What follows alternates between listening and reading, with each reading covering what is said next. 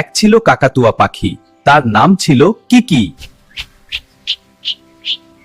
সে থাকতো তার প্রিয় বন্ধু রাহুলের সাথে।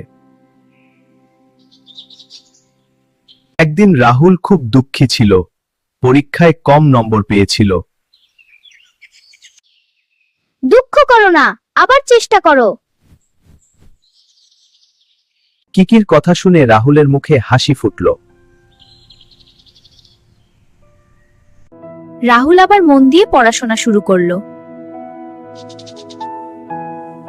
কয়েকদিন পর আবার পরীক্ষা হলো। এবার রাহুল ভালো নম্বর পেল। কি বলল, বন্ধু মানে সবসময় পাশে থাকা। সত্যিকারের বন্ধু সব সময় সাহস দেয়।